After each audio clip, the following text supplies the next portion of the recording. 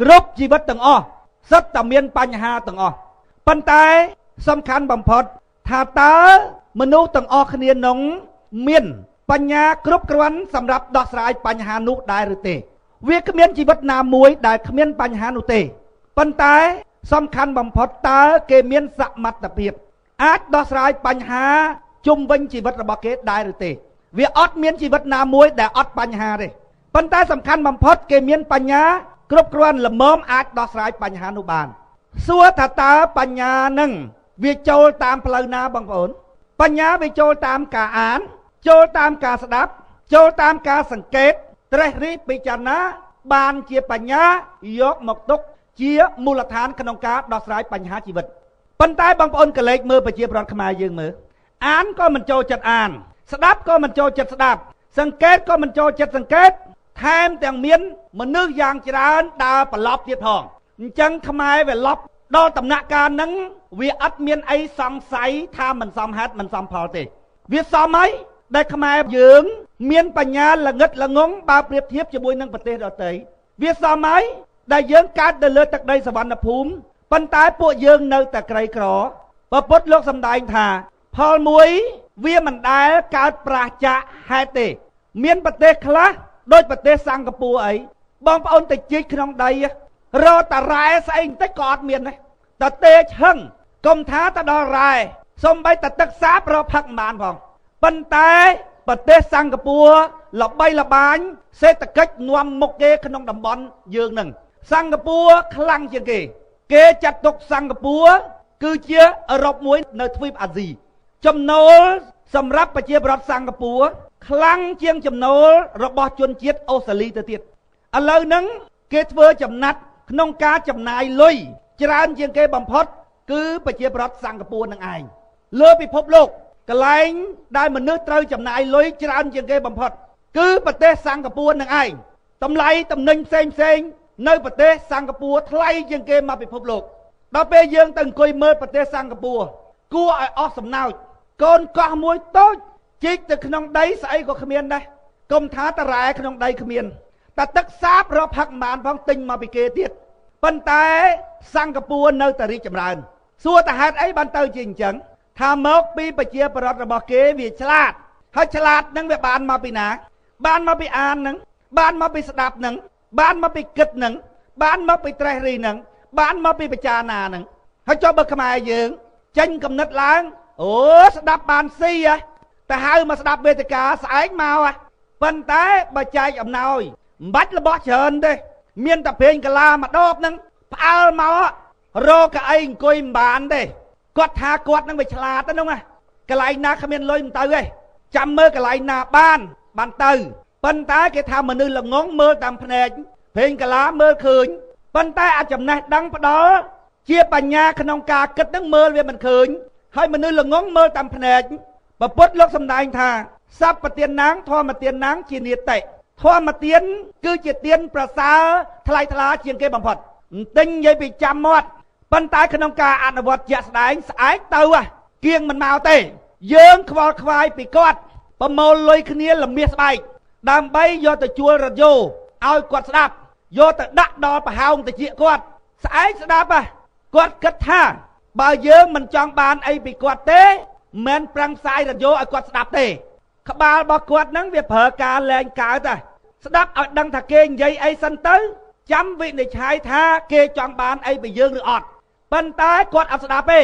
គាត់ខ្លាចចូលដោយសិលអញ្ចឹងបានខ្ញុំនិយាយថាក្បាលហ្នឹងប្រើការលែងកើតលែងមានតម្រងឲ្យតែលឺគេនិយាយអី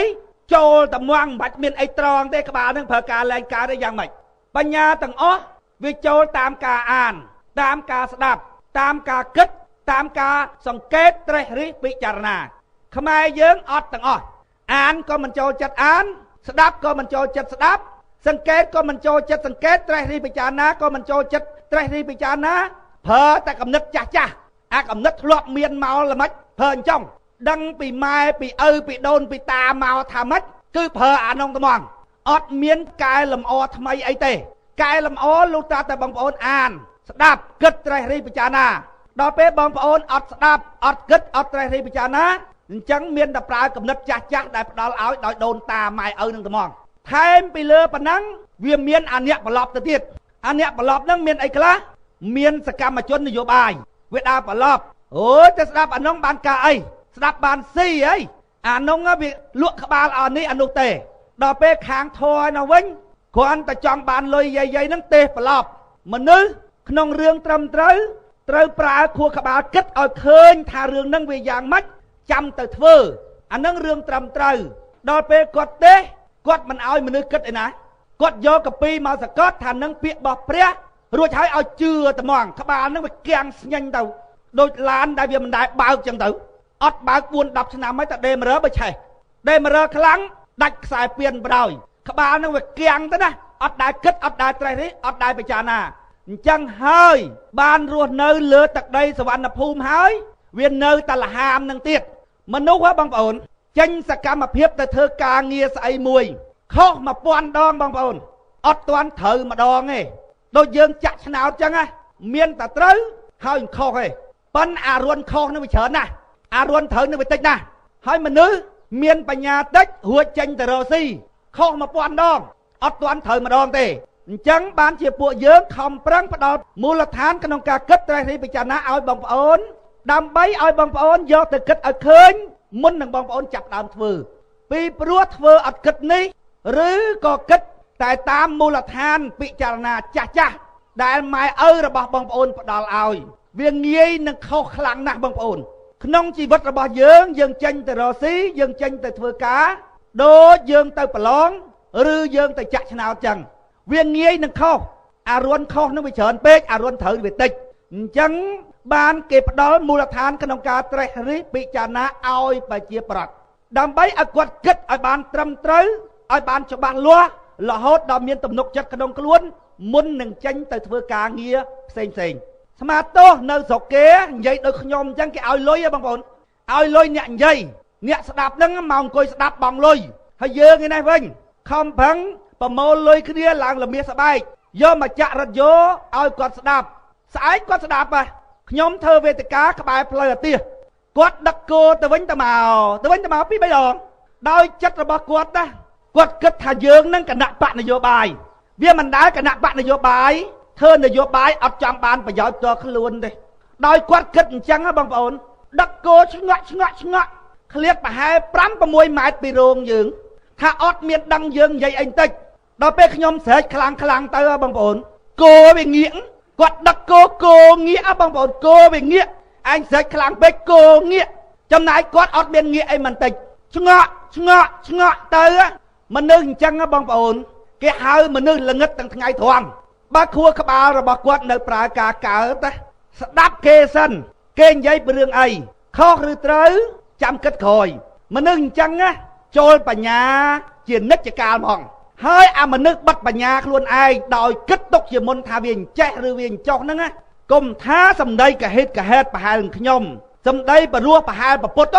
ក៏អត់ជួយមនុស្សអញ្ចឹងកើតដែរបងប្អូននៅជុំវិញវត្តចេតពុនណាគេថាប្រពុតហ្នឹងសំឡេងបរោះណាស់បងប្អូនហើយប៉ុន្តែ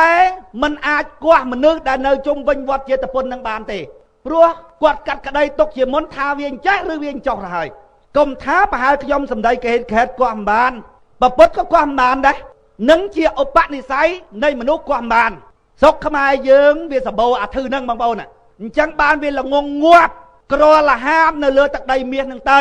ខ្ញុំបងប្អូនមិនដែលហៅបងប្អូនមកជឿខ្ញុំទេគ្រាន់តែឲ្យបងប្អូនយួរក្បាលមកហើយគិតស្ដាប់ត្រេះរិះពិចារណា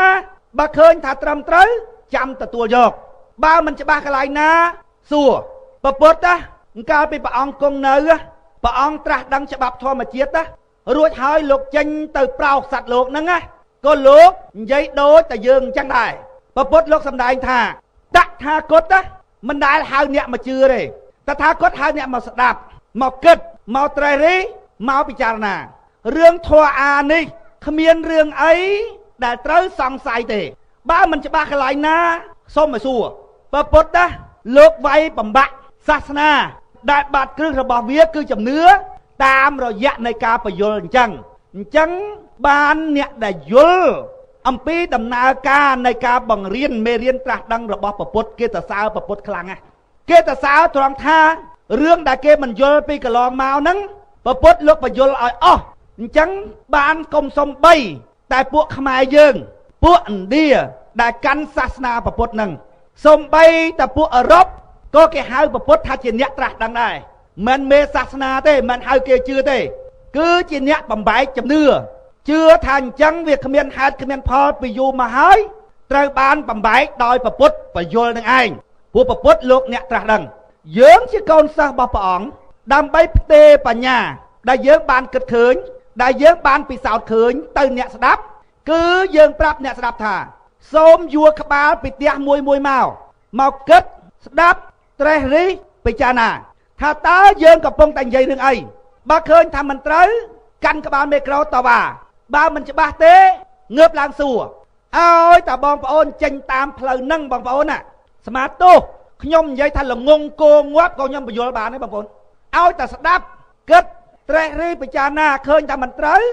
ឡើងមកតវ៉ាបើឃើញថាវាមិនស្រួលទេសង្ស័យកន្លែងនេះកន្លែងនោះមិនច្បាស់ទេសួរបន្ថែមដើម្បីឲ្យវាចេះបើសិនជាបងប្អូនចេញតាមផ្លូវហ្នឹងល្ងងគោងាប់បងប្អូនអត់ចេះអសរបន្ទួក៏ដោយខ្ញុំបញ្យល់ទោះយល់ឲ្យតែបងប្អូនចូលតាមផ្លូវហ្នឹងប៉ុន្តែបើកាត់ក្តីទុកមុនហើញចេះហើញចុះជួយមិនបានទេបងប្អូនជួយមិនបានទេមនុស្សអញ្ចឹងណាទោះបីនៅក្បែរគ្នាក៏ដោយបងប្អូនដូចនៅភពពីរផ្សេងគ្នាអញ្ចឹង